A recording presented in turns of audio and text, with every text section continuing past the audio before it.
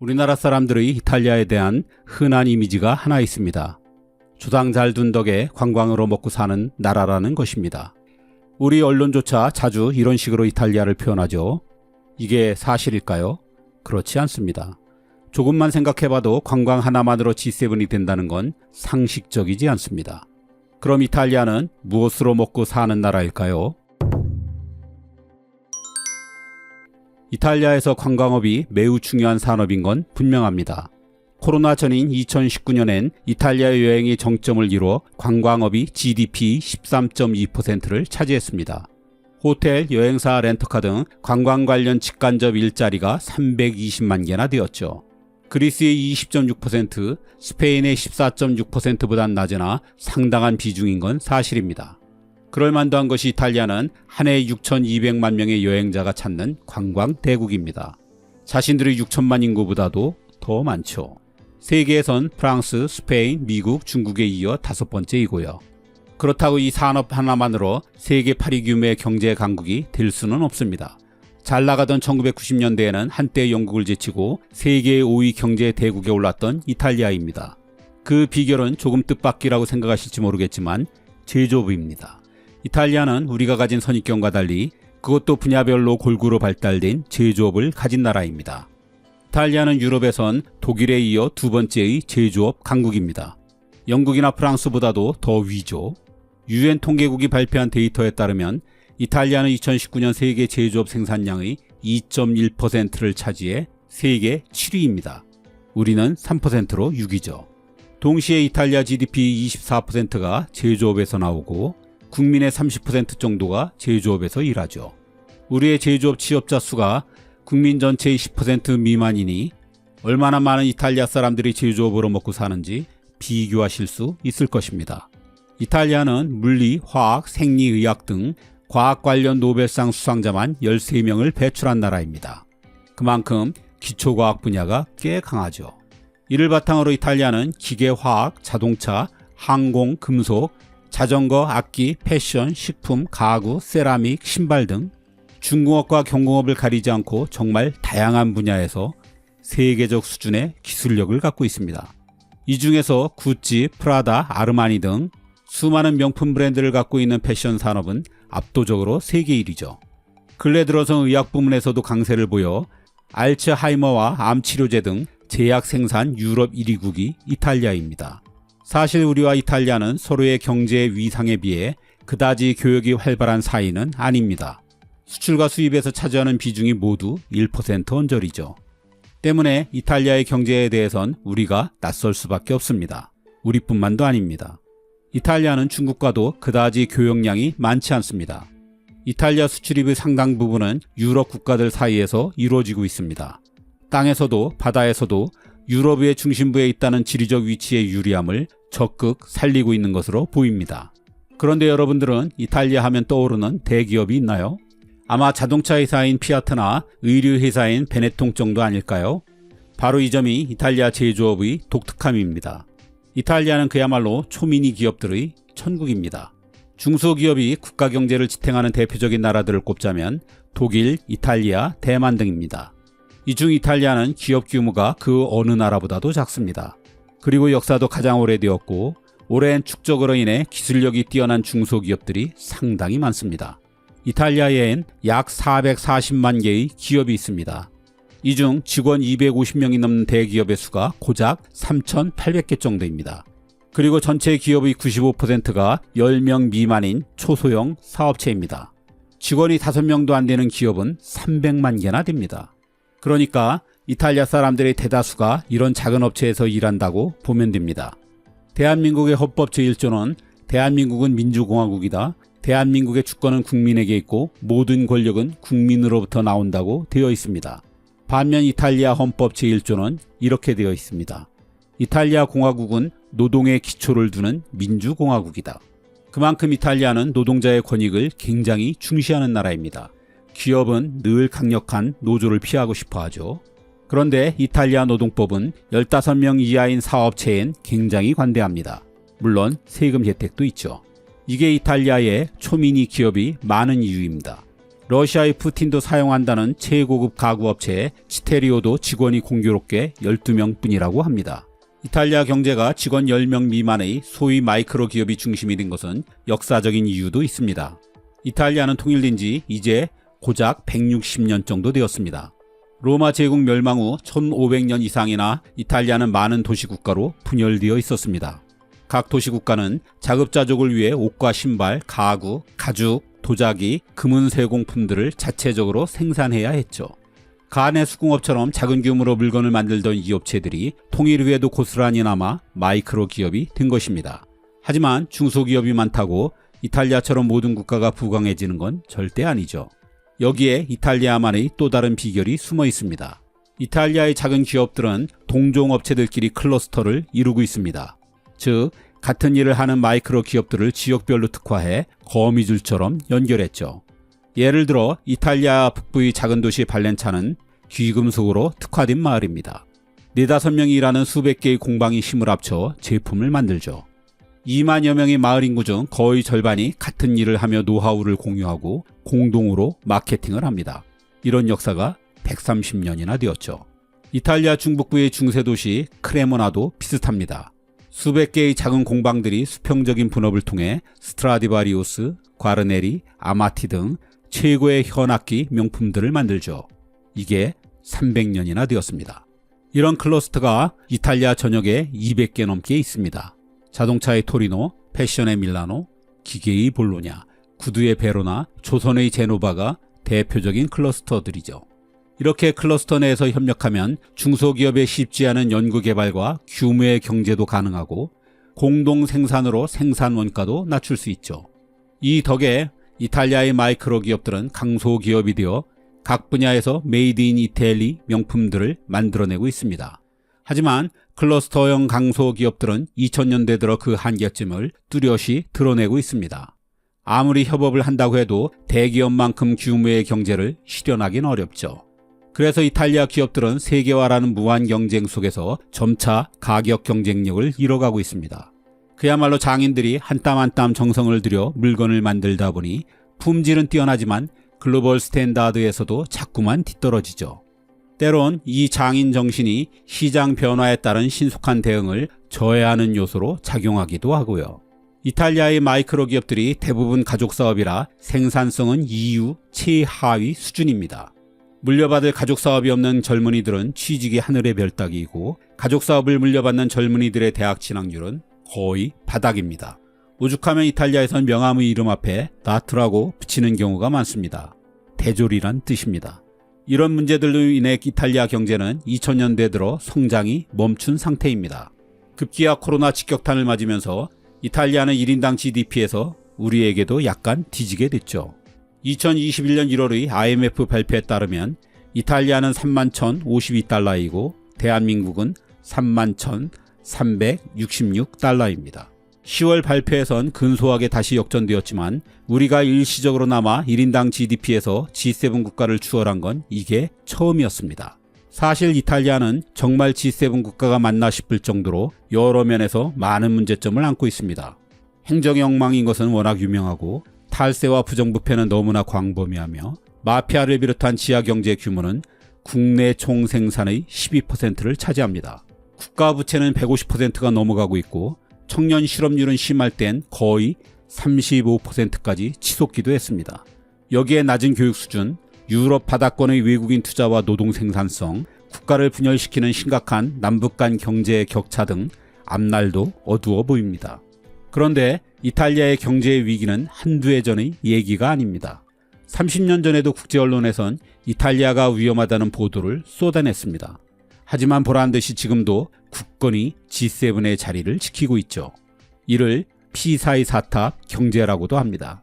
13세기 건축할 때부터 기울어지기 시작한 피사의 사탑은 곧 무너질 듯 위태로워 보이면서도 지금까지 잘 버티고 있습니다.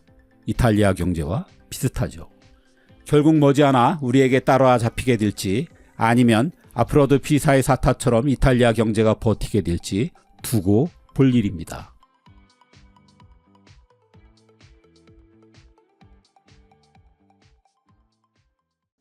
김태희가 밥 갈고 한가인이 소문은 나라. 한때 꽤 유행했던 말입니다. 미인 많기로 소문난 슬라브 계열의 동구권 나라들로 우크라이나, 벨라루스, 발틱 3국, 러시아가 대표적이죠. 그런데 이 나라들의 공통점은 이 미인들이 결혼하기가 쉽지 않다는 것입니다. 남자가 태부족이기 때문입니다. 이러다가 일부 다처제를 도입해야 할지도 몰라라는 얘기가 농담인 듯 아닌 듯 여성계에서조차 나오는 게 요즘 러시아입니다. 도대체 러시아 남자들은 다 어디로 간 것일까요? 러시아의 인구는 대략 1억 4,500만 명입니다. 인구학에서 남녀 성비는 여성 100명을 기준으로 남성의 수를 계산하는데 러시아는 86대 100입니다. 즉 여성 100명당 남성이 86명밖에 안 된다는 얘기입니다. 인구 전체로 따지면 남자가 무려 1100만 명이나 적습니다. 전 세계 평균 성비가 101.7대 100으로 남성이 약간 많은 편이니 이것만 봐도 러시아의 성비가 얼마나 심각한 불균형인지 알 수 있습니다. 평화시 한 국가의 성비 불균형을 가져오는 건 대개 두 가지입니다. 급격한 이민과 남아선호 사상 등으로 인한 출생 성비의 쏠림 현상입니다. 전통적으로 여자가 많았던 스웨덴은 2015년 시리아 난민을 대거 수용하면서 갑자기 남초 국가로 바뀌었습니다. 난민이 대부분 남성이었던 거죠. 네팔은 아시아에서 드문 여초 국가입니다. 남자들이 일자리를 찾아 대거 해외로 나간 탓입니다. 하지만 러시아엔 이런 일이 없었습니다. 옛 위성 국가들에서 많은 남자가 일자리를 찾아 러시아에 온 적은 있어도 러시아 남자들이 빠져나간 적은 거의 없습니다. 그럼 러시아엔 여아 선호 사상이 있어서 딸을 많이 낳은 걸까요? 그럴 리가 없죠. 출생 기준으로 자연적인 성비는 105대 100 정도입니다. 여자 100명이 태어날 때 남자는 105명이 태어나는 것입니다. 남자의 기대 수명이 짧기에 세월이 지나면서 남녀 성비가 비슷해지거나 약간 여초가 되게 하려는 자연의 섭리죠. 러시아도 마찬가지입니다. 시기불문하고 이 범주에서 벗어나 본 적이 없습니다. 그렇다면 러시아의 극심한 성비 불균형은 다른 사정이 있다는 얘기입니다. 사실 러시아는 꽤 오래전부터 여초 국가이긴 했습니다. 2차 대전 때 너무 많은 남자가 죽었기 때문입니다. 당시 소련의 인구는 약 1억 9천만 명이었습니다. 러시아의 최근 연구에 의하면 민간인을 합쳐 2차 대전 사망자가 최대 2,700만 명이나 됩니다. 무려 인구의 14%입니다. 사망자의 다수는 당연히 군인을 포함한 남자들이었습니다. 그런데 러시아에선 2차 대전을 겪은 세대가 거의 다 교체되었는데도 성비 불균형이 좀처럼 시정되지 않고 있습니다. 이와 관련해 러시아에선 30대가 되면 남자들이 사라지기 시작해 연금을 받기 시작하는 65세가 되면 절반도 남지 않는다고 말합니다. 실제로 러시아 남성들의 기대 수명은 점차 늘어나는 듯하다가 코로나를 겪으면서 64.7세로 주저앉았습니다. 한국 남성보단 무려 16년, 심지어 방글라데시보다도 7년이나 일찍 죽습니다. 세계 평균적으로 여성은 남성보다 5년 정도 오래 삽니다. 러시아에선 이 차이가 무려 11년 이상입니다. 정말 이례적인 현상이죠. 이것만 봐도 러시아 남자들의 수명이 얼마나 짧은지 분명하게 알 수 있습니다. 그런데 묘한 것은 김태희가 밭갈고 한가인이 소무는 나라들이 하나같이 비슷합니다. 러시아만큼은 아니더라도 세계 평균을 훌쩍 뛰어넘을 정도로 남녀의 수명 차이가 크죠. 러시아를 압도적인 여초 국가로 만든 건 앞에서 본 것처럼 러시아의 남자들이 30세 무렵부터 일찌감치 죽어나가기 때문입니다. 이건 이 시기부터 러시아 남자들이 생명의 위협이 되는 상황에 급격히 노출된다는 뜻입니다. 그리고 그 원인의 첫 번째는 그 어떤 연구 결과를 가져오더라도 술입니다. 그 중에서도 단연 40도짜리의 독한 보드카죠. 러시아에서 흔히 하는 말 중에 영하 40도 이상은 추위도 아니고 알코올 40도 이하는 술도 아니다가 있습니다. 그만큼 러시아의 겨울은 혹독합니다. 이런 추위를 견디기 위해 독한 보드카로 몸을 따뜻하게 하는 게 러시아의 오랜 전통입니다. 그래서 러시아 남자들은 마늘 없이는 살아도 보드카 없이는 살 수 없다고 말하곤 합니다. 황제의 전유물이었던 보드카가 17세기 표트로 대제 때 일반 대중들에게까지 퍼진 후 지금까지 쭉 그래왔죠. 문제는 너무 마신다는 것입니다. 러시아인들은 1인당 연평균 18리터의 술을 마시는 세계 최고의 술꾼들입니다. 만만치 않은 술 부심을 가진 우리나라보다 2배 이상의 양이죠. 세계보건기구는 연간 8리터 이상의 술을 마시면 생명이 위험해질 수도 있다고 경고하고 있습니다. 1리터 초과할 때마다 남자는 11개월씩 수명이 단축된다는 것입니다. 이러니 러시아 남자들의 짧은 수명이 술과 관련되어 있을 것이란 점을 의심할 수밖에 없습니다. 영국 의학저널인 랜시스의 발표에 의하면 2014년 러시아 남성의 4분의 1은 과도한 음주로 55세 이전에 사망했다고 합니다. 또 음주로 인한 질병과 교통사고 등을 합치면 러시아에선 매년 술로 인한 사망자가 50만 명이나 됩니다. 세계보건기구에 따르면 러시아 남성의 3분의 1은 알코올 중독이 의심되며 청소년의 80%가 술을 마시는 것으로 드러났습니다. 푸틴 역시 이 문제의 심각성을 모르는 바가 아닙니다. 한 연설에서 푸틴은 러시아 정도라면 인구가 5억 명 정도는 되어야 한다며 국민 건강을 위해 주류 판매 제한과 함께 보드카의 국가 독점 사업화를 선언했습니다. 그리고 자신의 이름을 딴 푸틴카라는 보드카를 2002년부터 판매하기 시작했습니다. 이 보드카의 판매 수익이 어떻게 배분되는지는 아무도 모릅니다. 다만 푸틴과 그의 측근들이 보드카 판매 수익으로 이미 수억 달러를 챙겼다는 소문만 무성합니다. 흡연은 술과 함께 러시아 남자들의 수명을 줄이는 양대원흉입니다. 지금은 그나마 조금 개선되었지만 2010년대만 해도 러시아는 담배를 세계에서 가장 많이 피우는 나라였습니다. 성인의 절반이 흡연자였는데 남자만 따지면 65%가 넘어설 정도였습니다. 여기에 모스크바에 사는 10대 남자 청소년의 흡연율은 무려 73%에 이르렀습니다. 러시아에선 전체 사망자의 17%가 흡연과 연관되어 있으며 매년 흡연으로 인한 사망자가 40만 명이나 되었습니다. 술과 담배 외에도 러시아 남자들이 일찍 죽는 이유는 다양합니다. 그중 빼놓을 수 없는 것이 교통사고입니다.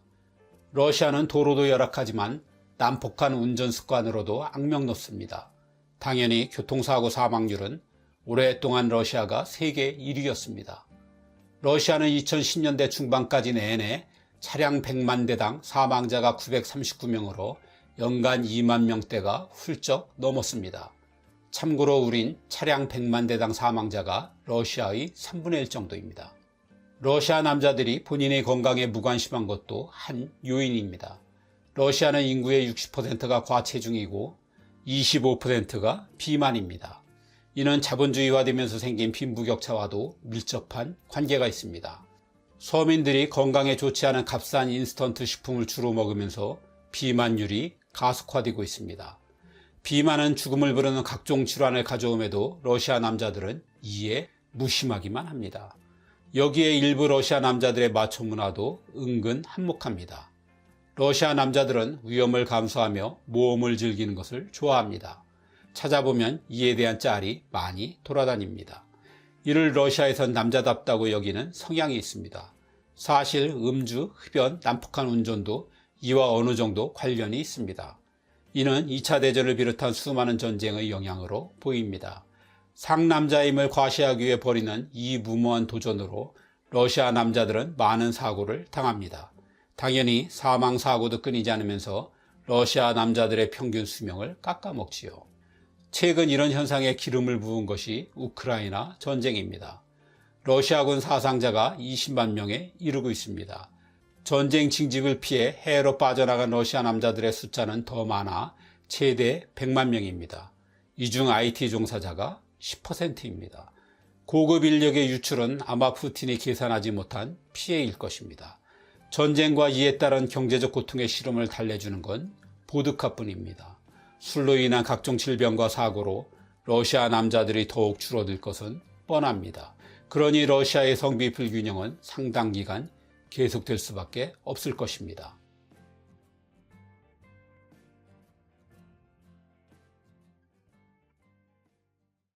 로마 시대를 그린 영화를 보면 전통 의상인 흰 토가를 입은 남자들이 비스듬히 누워 질펀하게 연애를 즐기는 장면이 꼭 나옵니다. 로마인들은 왜 이런 불편한 자세로 술과 음식을 먹었을까요? 아무리 봐도 속이 거북할 것 같은데 말이죠. 이렇게 누운 자세로 음식을 먹는 문화는 굉장히 오래되었습니다. 다른 많은 것들처럼 이 문화도 동방에서 왔죠. 원조는 중동 메소포타미아에 자리 잡았던 고대 국가 아시리아입니다. 영국의 대형 박물관엔 BC 7세기 고대 아시리아의 전성기를 이끌었던 아슈르바니팔 왕의 도들새김 조각이 있습니다. 니네베의 가든 파티 혹은 아슈르바니팔의 연회라고 불리는 이 조각을 보면 왕비는 의자에 앉아 있고 왕은 왼팔을 베개에 기댄 채 비스듬히 누워 술을 마시고 있습니다. 니네베는 궁전이 있던 아시리아의 수도입니다. 이 아시리아의 연회 방식을 온갖 군데서 해상 무역을 하던 그리스가 수입했습니다.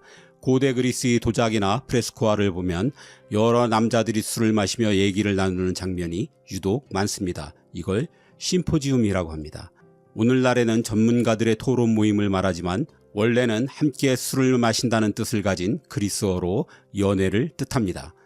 그런데 이 심포지엄에 참석한 고대 그리스 남자들은 한결같이 왼편으로 비스듬히 누워 있습니다.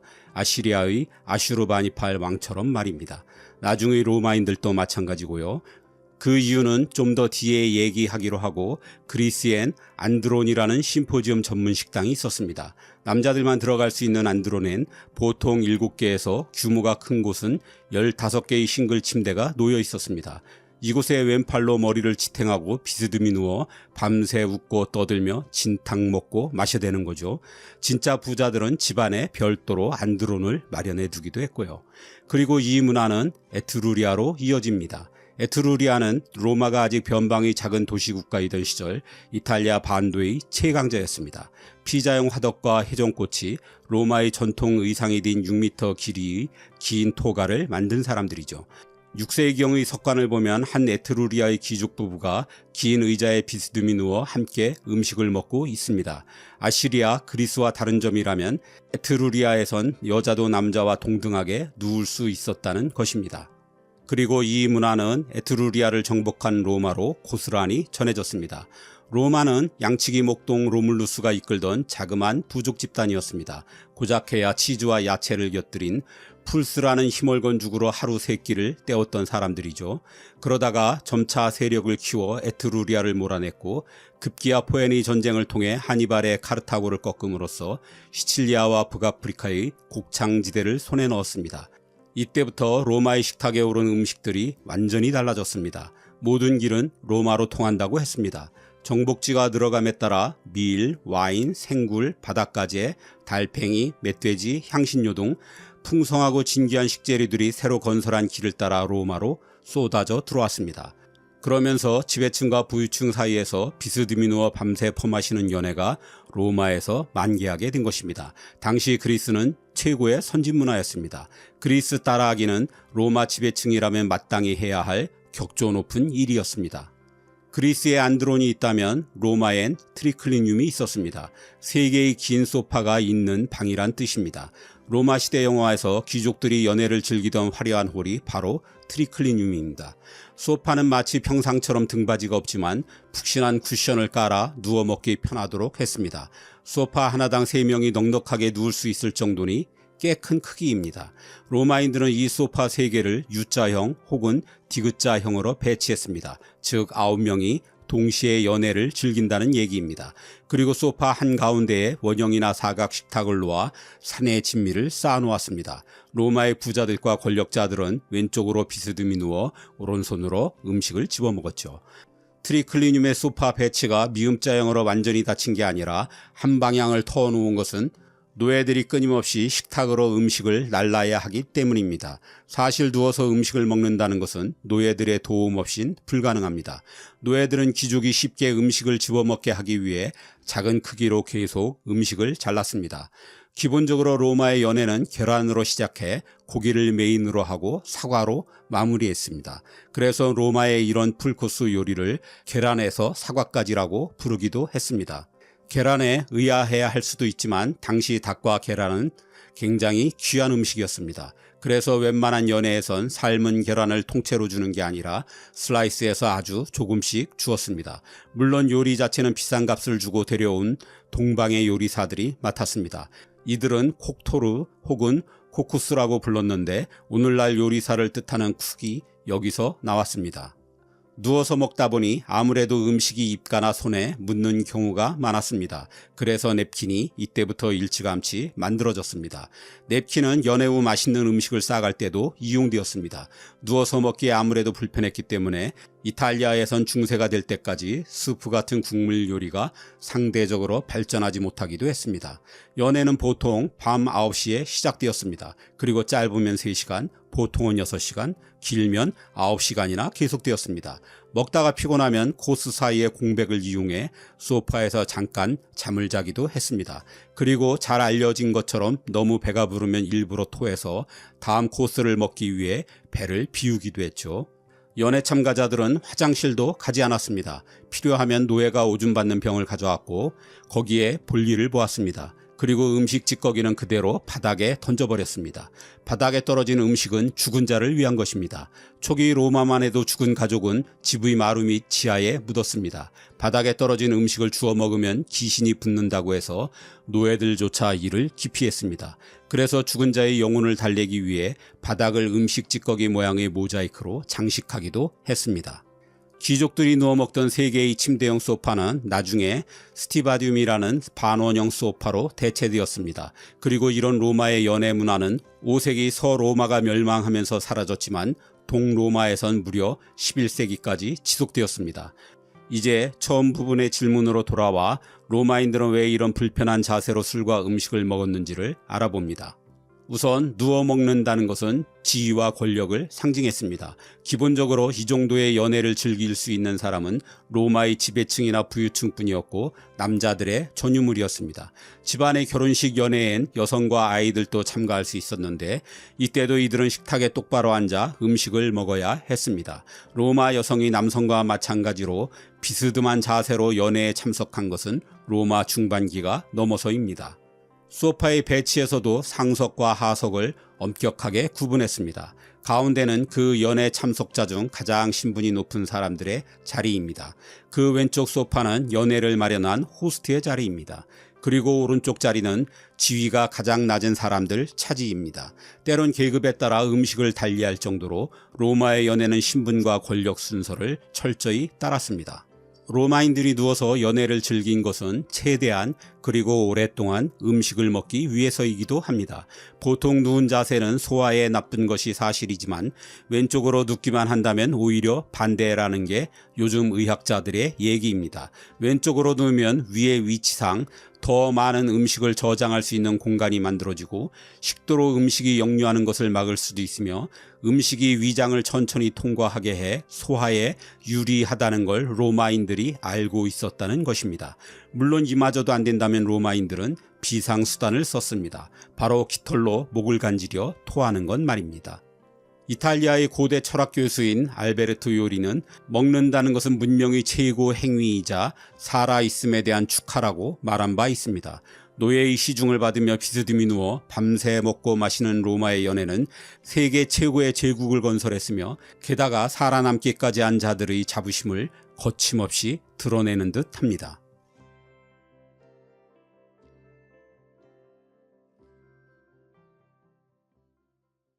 우린 한겨울에도 아이스 아메리카노를 마시는 세계 유일의 민족입니다. 외국인들은 이것만으로도 기겁하지만 우린 남은 얼음을 씹기까지 하죠. 겨울에도 이럴진데 한여름이라면 말할 것도 없습니다. 물이든 맥주든 음료수든 늘 얼음처럼 차갑게 준비되어 있어야 하죠. 하지만 차갑게 마신다는 건 세계적으로 일반적인 현상은 아닙니다. 중국 사람들은 미지근하기는커녕 아예 한여름에도 뜨겁게 마십니다. 중국만큼은 아니지만 인도를 비롯한 대부분의 아시아 사람들도 비슷합니다. 왜 이들은 우리보다 더 무더운데도 찬물을 마시지 않는 걸까요? 중국에선 지금도 로컬 식당에서 맥주를 주문하면 대부분 미지근한 걸 가져다 줍니다. 조금 고급 식당에서나 차가운 걸로 줄까요? 라고 물어보는 정도죠. 물론 중국어로요. 알아듣지 못하고 멍하니 앉아있으면 10중 8구는 그냥 밍밍한 맥주입니다. 생수를 사려고 마트에 들어가 봐도 대개는 상온 보관되어 있죠. 그것도 냉장고 바로 옆에 말입니다. 작은 도시의 가게에선 콜라를 사면 땡볕에 달궈진 따끈한 것을 주기도 합니다. 당연히 중국 사람들이 일부러 그러는 건 아니지요. 중국인들 자체가 차가운 것에 대한 거부감이 워낙 크다 보니 외국인들도 그럴 것이라고 생각할 뿐입니다. 중국 사람들의 인식은 한마디로 배는 무조건 따뜻해야 하고 차가운 게 들어가면 병이 난다입니다. 명나라의 한 대신은 일찍 죽기 위해 아침마다 일부러 찬물을 마셨다는 기록도 있습니다. 중국 전통의학에서 차가운 물은 만병의 근원입니다. 우선 찬물은 위장의 기운을 상하게 해 소화장애를 가져오죠. 내장의 온도가 낮아지면 감기에 걸리기 쉽고 변비가 생기며 근육 수축에 따른 피로와 통증도 가져온다고 오래전부터 가르쳐 왔습니다. 반면 따뜻한 물은 만병통치약이죠. 혈액순환과 소화를 돕고 해독작용과 노화 방지까지 가져온다고 믿습니다. 그래서 중국에선 몸이 아플 때는 물론 기분이 안 좋을 때도 무조건 뜨거운 물을 더 많이 마시라고 합니다. 전통의학의 권고대로 중국에서 따뜻한 물을 마시기 시작한 건 대략 한나라 때인 기원전 2세기경으로 보고 있습니다. 지배층들은 뜨거운 물에 찻잎을 넣어 차를 만들어 마셨죠. 하지만 일반 백성들에겐 차는커녕 뜨거운 물조차 사치였습니다. 마른 풀과 지푸라기로 간신히 밥만 지을 뿐 물을 끓여 먹을 형편이 안 됐죠. 비싼 땔감은 임산부나 노약자 병자를 위해 아껴야 했습니다.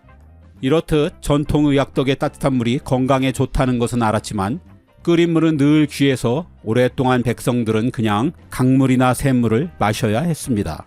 하지만 중국의 물은 석회질과 황토로 인해 늘 수질이 좋지 않았죠. 그로 인해 평소에도 많은 전염병이 돌았고요.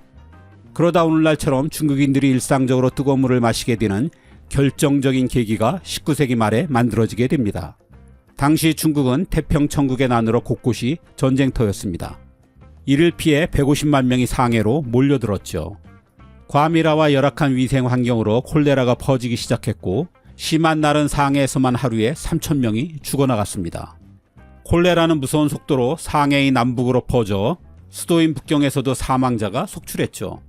그런데 이상한 일이 벌어졌습니다. 중국 남부의 광동성 일대에선 콜레라의 영향을 거의 받지 않았다는 것입니다. 차이라곤 중국 남부에서 물을 끓여 마시는 사람이 많다는 점뿐이었습니다. 광동성 일대는 비교적 부유한 지역이라 물을 끓일 정도의 땔감은 마련할 수 있었던 덕이죠. 이 소식은 콜레라 전염 속도보다도 더 빨리 중국 전역으로 퍼져나갔습니다. 뜨거운 물은 이제 생사가 달린 문제가 되었습니다. 이 소문은 따뜻한 물이 건강에 좋다는 중국 전통의학과 결합돼 중국에서 뜨거운 물이 만병통치약이 되도록 만들었습니다. 이런 중국인들의 믿음을 국가 정책으로 격상시킨 건 당시 국민당을 이끌던 장개석이었습니다. 1934년 국민당 정부는 국민 계몽의 일환으로 소위 신생활 운동을 벌였죠. 복장, 식습관, 교통법규 등 95개의 행동 규칙 가운데 끓인 물 마시기가 위생 부문에서 강조되었죠. 당시 서양의 세균학이 중국에도 알려졌던 터라 물을 끓여 박테리아와 질병의 확산을 막자는 것이었습니다. 하지만 계속된 전쟁과 무능으로 신생활운동은 그다지 큰 효과를 보진 못했습니다. 특히 전 국민의 뜨거운 물 마시기 운동을 완성한 건 얼마 후에 모택동이었죠. 장개석과 모택동은 숙적이었지만 국민이 생수 대신 뜨거운 물을 마셔야 한다는 데에는 정확히 의견이 일치했습니다. 사실 중국 공산당은 장개석의 신생활 운동 전부터 군인들에게 끓인 물을 마시도록 해왔습니다. 뜨거운 물을 제공하지 못하는 지휘관은 문책되었고 찬물을 마신 병사들은 질책을 받았습니다. 그러다 1952년 모택동의 공산당 정부는 애국 건강 운동을 벌이면서 학교 벽마다 아이들은 하루 3번 끓인 물을 마시는 습관을 길러야 한다는 포스터를 붙여놓았습니다. 그리고 아이들에게 보온병도 지급했죠. 이후 아이들은 등교하면 커다란 보온병을 들고 학교에서 주는 뜨거운 물을 받기 위해 줄부터 서는 것이 하나의 풍경이 되었습니다.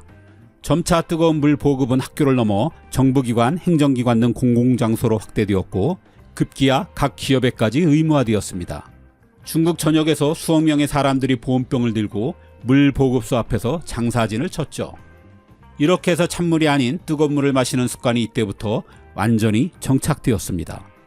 영국인은 보온병 기술을 발명했고 독일인은 상업화했지만 중국인은 완성했다는 말도 만들어졌습니다. 인도 역시 찬물은 건강에 좋지 않다는 굳은 믿음을 갖고 있습니다. 인도 전통의학인 아유르베다의 가르침을 따른 것이죠. 아유르베다에 의하면 찬물을 마시면 몸이 물의 온도를 높이기 위해 무리를 해야 해서 몸의 균형이 깨지게 된다며 최소한 미지근한 물을 자주 마셔야 소화불량을 막고 몸의 독기를 해소할 수 있다고 말합니다. 이런 현상은 인도 남부로 갈수록 더 뚜렷합니다. 날씨가 더 더운데도 인도 남부에선 북부보다도 물을 더 뜨겁게 마십니다. 인도의 영향을 많이 받는 스리랑카와 네팔도 비슷합니다. 이들 역시 아유르베다의 가르침대로 최소한 체온과 비슷한 온도의 물을 마십니다. 아랍 세계에선 우리의 이열치열과 비슷한 방식이 있습니다. 불은 불로 다스린다는 것입니다. 사막의 한여름에도 뜨거운 차로 땀을 내므로써 몸의 화기를 밖으로 빼낸다는 것이죠. 이 외에도 베트남, 말레이시아, 태국, 미얀마, 몰디브, 아프가니스탄 등도 찬물을 피하는 나라들입니다. 한국에 일하러 온 아시아 노동자들이 적응하기 힘들어하는 것 중 하나가 종일 마셔야 하는 차가운 물입니다. 대개 배탈과 설사로 곤욕을 치르죠. 찬물과 뜨거운 물 중 어떤 것이 건강에 더 좋은지에 대해선 설이 분분합니다. 찬물을 즐기는 나라들에선 뜨거운 물이야말로 신체의 면역력을 약화시키니 오히려 해롭다고 말합니다. 찬물을 마시게 되면 신체 지구력도 상승하고 스트레스 해소에도 도움이 된다고 주장하죠. 하지만 결론적으로 말씀드리자면 찬물과 더운 물의 선택은 환경의 산물일 뿐입니다. 우선 물을 끓여 마시는 나라들은 대개 수질이 좋지 않습니다. 높은 기온은 모든 걸 쉽게 부패시키죠. 때문에 뜨거운 나라에서 뜨거운 물은 생존에 유리한 아주 현명한 선택입니다. 반면 찬물을 좋아하는 나라들은 수질이 좋다는 공통점이 있죠. 우리는 전국 어디서나 우물을 파서 바로 퍼마셔도 별 문제가 없습니다. 이건 당연한 게 아닙니다. 세계에서 한국, 일본, 영국, 북유럽, 뉴질랜드, 캐나다 정도에서만 가능한 일입니다. 이런 나라에선 수질이나 건강을 걱정할 필요가 없으니 그저 물이 더 맛있도록 시원하게 마시는 것이죠.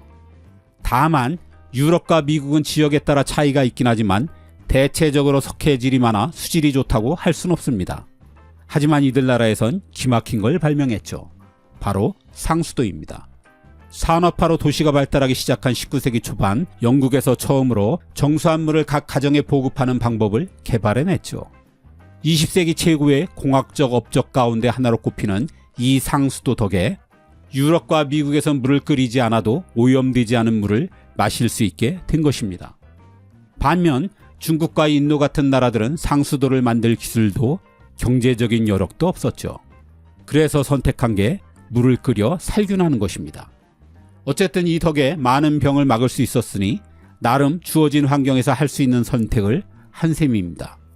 이제 시대와 세대가 변하면서 각 나라의 찬물, 더운 물 선호도 바뀌어가고 있습니다.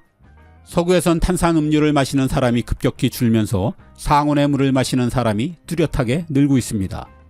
반대로 뜨거운 차를 마시던 베트남과 태국의 젊은이들은 아예 얼음이 가득한 잔에 맥주를 부어 마십니다.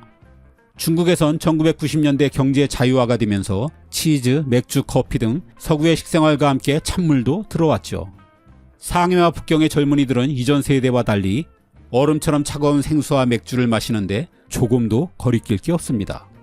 이들의 소비로 지금 중국은 미국을 제치고 세계 최대 생수 시장이 되었죠. 이제 커다란 보온병을 든 중국의 중년 세대 모습은 구시대의 상징 중 하나가 되어가고 있습니다.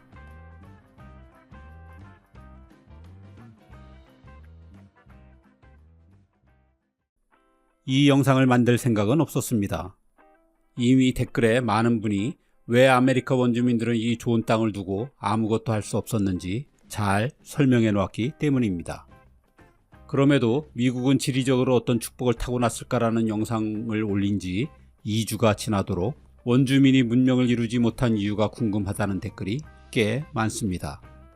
이 중에서 일부는 우연한 환경 덕이라면 원주민들은 왜 세계 최강이 되지 못했느냐며 환경보단 미국인들의 청교도 정신과 개척 정신 덕이라고 확신하기도 합니다. 그래서 이번 영상에선 이 부분을 조금 보충할까 합니다. 사실 제러드 다이아몬드의 명저 총균세만큼 이 상황을 설득력 있게 잘 설명해 놓은 자료는 없습니다. 왜 어떤 민족은 다른 민족에게 지배를 당해야 했을까라는 질문에 답하기 위해 쓴 책이니까요. 저 역시 이를 바탕으로 하되 이해가 좀 더 쉬워지도록 약간의 살만을 붙여볼까 합니다. 시작합니다. 현생 인류가 아프리카 남부에 출현한 것은 약 20만 년 전입니다. 이들은 살기 좋은 땅을 찾아 끊임없이 이동했습니다. 그러다가 약 10만 년 전에 일단의 무리가 아프리카를 벗어나 유라시아 대륙에 이르렀습니다. 그리고 이들은 곧 두 개의 큰 집단으로 분화했습니다. 이 중 하나는 유럽으로 향했고 또 하나는 아시아로 이동했죠. 아시아로 간 사람 중엔 끝없이 동쪽으로 가다가 시베리아 툰드라 지역에 정착하기도 했습니다. 바로 이 사람들 중에 일부가 사냥감을 뒤쫓다가 베링 해협을 건너게 됩니다. 홍적세 빙하기의 막바지쯤이라 해수면이 지금보다 100m 이상 낮은 덕입니다. 그리고 12,000년 전에 빙하기가 끝나 베링 해협이 바다에 묻히면서 아메리카 대륙으로 건너간 사람들은 세상으로부터 고립되게 됩니다. 이들이 우리가 흔히 인디언, 지금은 아메리카 원주민이라고 부르는 이 영상의 주인공들입니다. 이 시기 지구상의 모든 인류는 대륙 어디랄 것도 없이 석기 시대에 살고 있었습니다. 그리고 기원 후 15세기 말로 세월을 한참 건너뜁니다. 유럽으로 분화되어 나간 무리의 후손들과 아메리카 대륙으로 이주한 무리의 후손들이 드디어 10만 년 만에 만나게 되었습니다. 크리스토퍼 콜럼버스가 첫 발을 떼었고 1620년엔 메이플라워호가 102명의 영국 이주민을 태우고 오면서 미국의 역사가 시작되었죠. 그런데 오랜만에 만난 이 두 집단 사이엔 어마어마한 차이가 있었습니다. 미국의 원주민들은 여전히 석기시대에 살고 있었고 유럽에서 온 사람들은 총과 균과 새를 가지고 있었던 것입니다. 도저히 상대가 될 수 없었죠. 12,000년 동안 유럽과 아메리카 대륙엔 어떤 일이 있었기에 이처럼 발전 속도가 차이가 난 것일까요? 어떤 대륙을 막론하고 인간이 고대 시대의 문명을 이루려면 가장 먼저 해야 할 게 있습니다. 일단 먹고 사는 문제를 해결해야 하는 거죠. 그런데 이것만으로는 한참 부족합니다. 문명까지 가기 위해선 바로 농업혁명을 일으켜 잉여 생산물을 만들어내야 합니다. 그래야만 누군가는 농사에 매달리지 않고 그 시간에 칼과 총과 문자와 정치 조직을 만들 수 있기 때문입니다. 그럼 잉여 농산물을 만들기 위해 필요한 게 무엇일까요? 기본적으로 세 가지가 갖춰져야 합니다. 우선 물입니다. 세계 4대 문명 발상지가 모두 커다란 강을 끼고 있는 이유가 바로 이것이지요. 강은 농사에 필요한 물도 되지만 범람을 통해 인간에게 비옥한 땅을 만들어줍니다. 미국은 지리적으로 어떤 축복을 타고났을까라는 영상에서 말씀드린 것처럼 미국이야말로 농사를 짓기 위한 최고의 강과 최적의 땅을 가진 나라죠. 그런데 물만 있어서는 안 됩니다. 두 번째 필요한 게 그 비옥한 땅에 심어야 할 농작물입니다. 이게 유라시아와 아메리카 대륙의 발전 차이를 만든 첫 번째 요인입니다. 유라시아엔 밀, 보리, 쌀 등 인간에게 꼭 필요한 중요 작물이 모두 있었습니다. 4대 문명지인 나일, 티그리스 유프라테스, 인더스, 황하 유역에서 어김없이 이 작물들이 발견되지요. 이 덕에 인간은 비로소 수렵 채집에서 벗어나 농경 생활을 통해 빠르게 국가를 만들 수 있었습니다. 그런데 미국의 중요한 강들인 미시시피나 콜로라도 유역엔 이런 작물들이 전혀 없었습니다. 중남미도 마찬가지죠. 안타깝게도 미국 원주민들은 세계에서 가장 비옥한 땅인 프랑스령 루이지애나를 갖고도 농작물이 없어서 활용할 수가 없었습니다. 그래서 17세기 영국인들이 이 땅에 정착할 때까지도 부족 단위로 떠돌아다니며 사냥과 수렵 채집 생활을 할 수밖에 없었죠. 물과 농작물이 있다고 농업혁명이 일어나기엔 충분치 않습니다. 세 번째로 농사를 도울 가축이 있어야 합니다. 대규모로 농사를 짓기 위해선 노동력이 필수입니다. 인간의 힘만으로는 한계가 뚜렷하기 때문에 대형 가축의 힘이 필요하지요. 소와 말이 대표적입니다. 소와 말은 운송과 이동 수단까지 될 수 있어 경제 교류도 활발하게 해줍니다. 게다가 유라시아엔 양, 염소, 돼지, 당나귀, 낙타 등 오늘날 가축화된 대부분의 동물이 모두 있었습니다.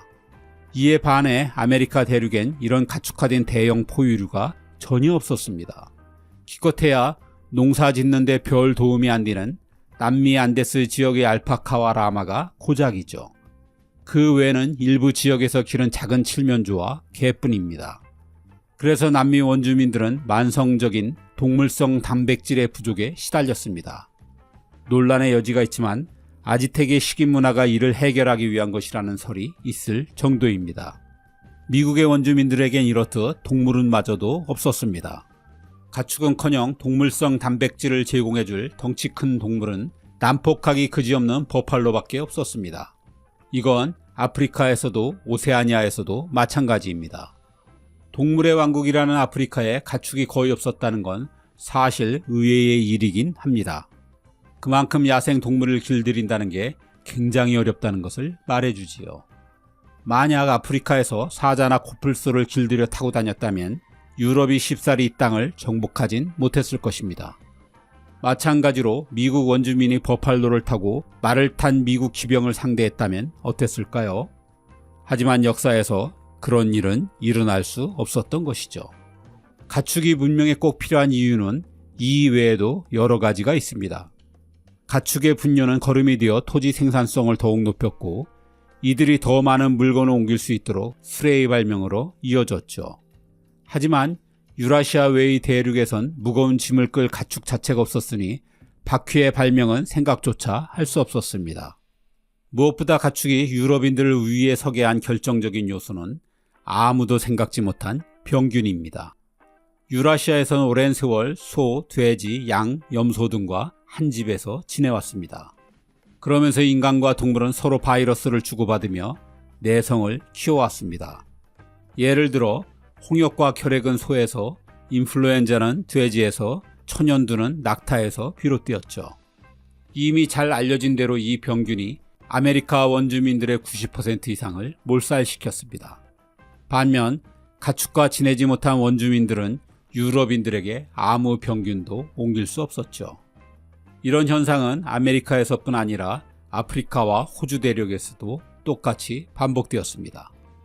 유라시아가 다른 대륙보다 타고난 또 다른 유리한 점은 동서로 길게 뻗어 있다는 점입니다.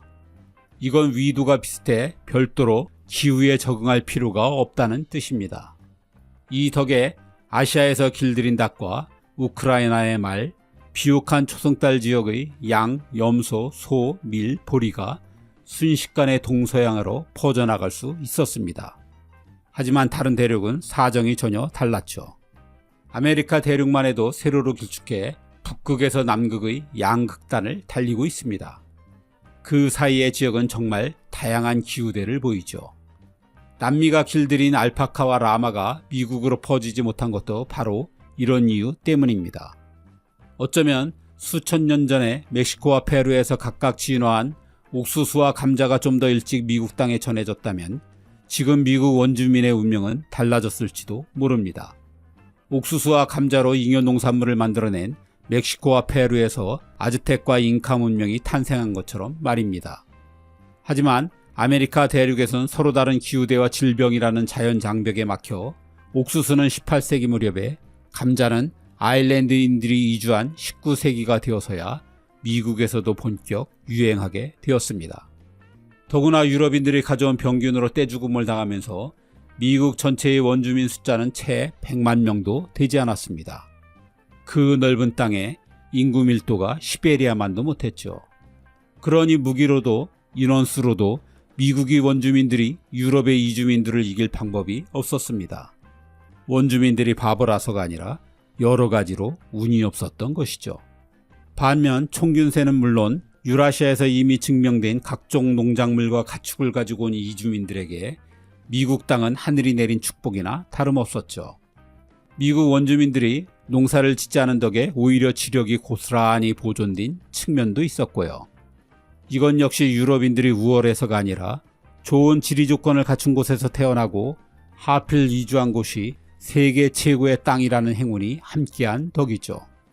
만약 영국인들이 아무리 청교도 정신과 개척 정신을 가졌더라도 이들의 이주 장소가 콩고였다면 고무나무를, 가나였다면 코코아를, 온두라스나 과테말라였다면 바나나를 키우고 있을지도 모릅니다. 물론 역사에 만약에는 없다 하니 부질없는 가정이지만 말입니다.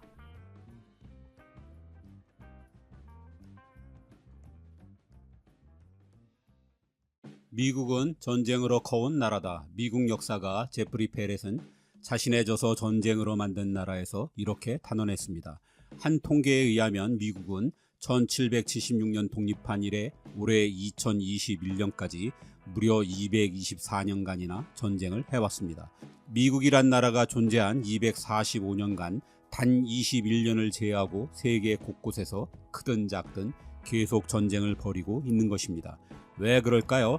이건 답이 너무 간단합니다. 다른 건 몰라도 전쟁에서 이기는 것만큼은 자신 있기 때문이지요. 2차 대전의 영웅 조지 패튼 장군의 한 연설은 전쟁에 대한 미국의 자신감을 여실히 보여줍니다. 미국인들은 전쟁에서 져본 적도 없고 앞으로도 지지 않을 것이다. 진다는 생각 자체가 미국인들에게 혐오스럽기 때문이다. 이건 조금도 과장이 아닙니다. 실제로 미국은 2차 대전까지 중요한 전쟁에서 단 한 번도 져본 적이 없습니다. 신생국 미국은 2차 대전을 승리로 이끌면서 명실상부한 세계 최강의 반열에 올랐습니다. 그런데 묘하게도 미국은 이때를 기점으로 좀처럼 전쟁에서 이기지 못하고 있습니다. 최근엔 아프가니스탄에서 철군을 결정함으로써 미국 역사상 가장 오래 끌어온 전쟁에서 또 하나의 패배를 추가하게 되었습니다.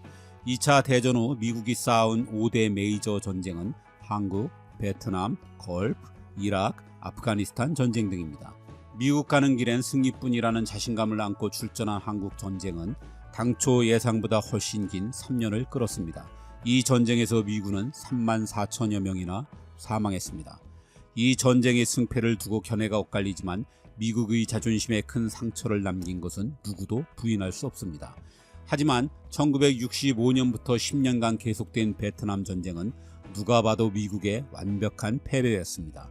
미국은 당시 린드 존슨 대통령이 말한 조그만 사류 국가인 북베트남에 2차 대전 때보다도 더 많은 폭탄을 쏟아 부었습니다. 그럼에도 미국은 군사 대결에서 역사상 첫 패배라는 굴욕을 당했습니다. 이 충격이 얼마나 컸던지 미국에선 거대한 반전 운동이 일어났고 결국 징병제가 폐지되었습니다. 1991년의 걸프전은 미국이 자존심을 회복한 전쟁이었습니다. 아버지 부시 대통령 때 이라크가 쿠웨이트를 침공하자 미국은 이라크가 석유 패권을 가져갈 것을 우려해 50만 병력을 동원했습니다. 그리고 마치 비디오 게임하듯 초정밀 미사일로 타격하며 6주 만에 완승을 거두었습니다. 2차 대전 후 벌어진 5대 메이저 전쟁에서 유일하게 거둔 승리입니다. 아들 부시 때인 2003년엔 미국이 다시 이라크 본토를 공격했습니다. 명목은 이라크가 대량 살상 무기를 숨기고 있다는 것이었습니다. 하지만 석유를 둘러싼 헤게모니 쟁탈전이라는 건 누구나 다 아는 사실입니다. 미국은 단 21일 만에 이라크의 수도 바그다드를 점령했습니다. 역시 미국은 전쟁에 신다워 보였습니다. 하지만 패배를 선언하고 철수하기까지는 3174일이 걸렸습니다. 끈질긴 저항을 견딜 수 없었던 것입니다.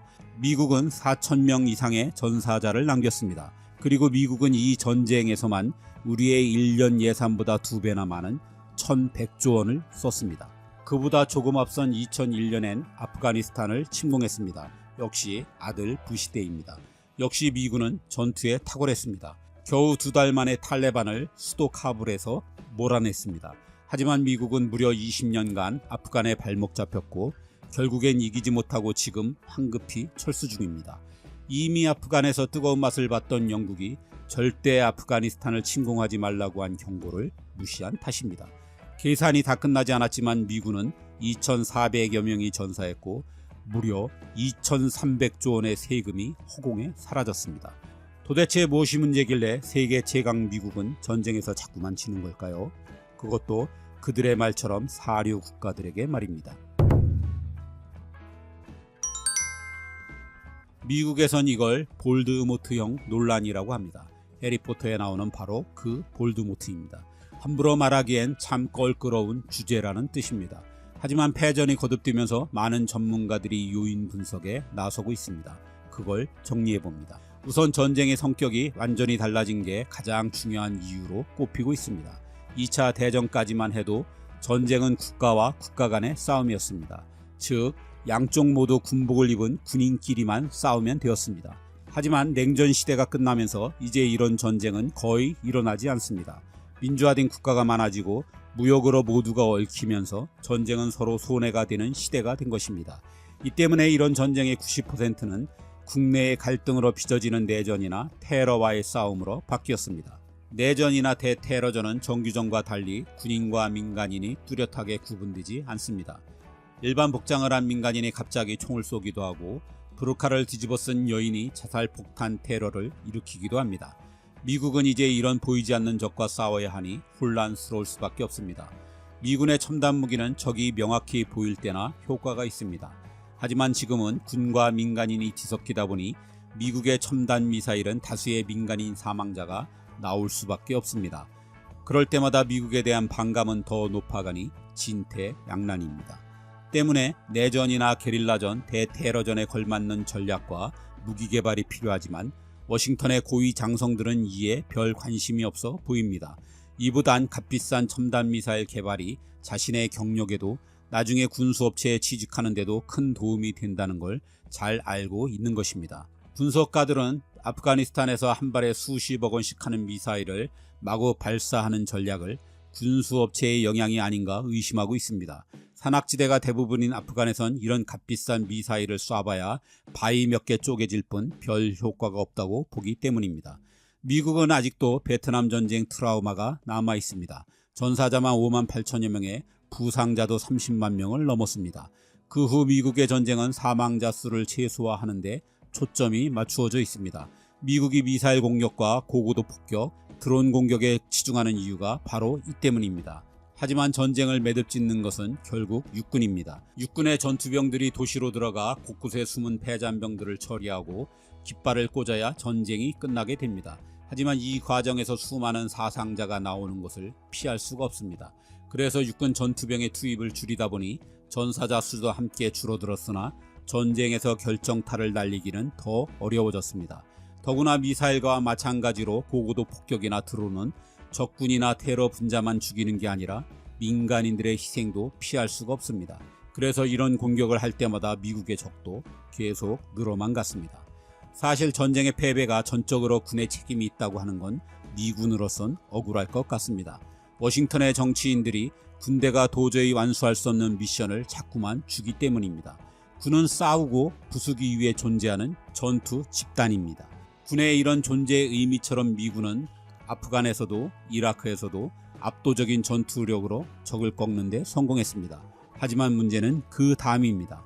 군의 임무가 이것으로 그치는 것이 아니라 미국의 우호적이고 현지인들에게도 그럴듯한 정부를 세우라는 워싱턴의 명령도 수행해야 하기 때문입니다. 미국과 모든 것이 너무나 다른 아프가니스탄과 이라크에 민주적이고 자본주의적인 정부를 세우라는 것은 사실 새로운 국가를 건설하라는 얘기나 다름없습니다.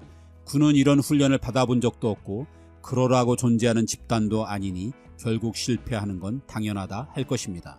군의 이런 미숙함은 그들이 베트남과 이라크와 아프간에서 내세운 현지 민간 정부의 거듭된 실패에서도 알 수 있습니다.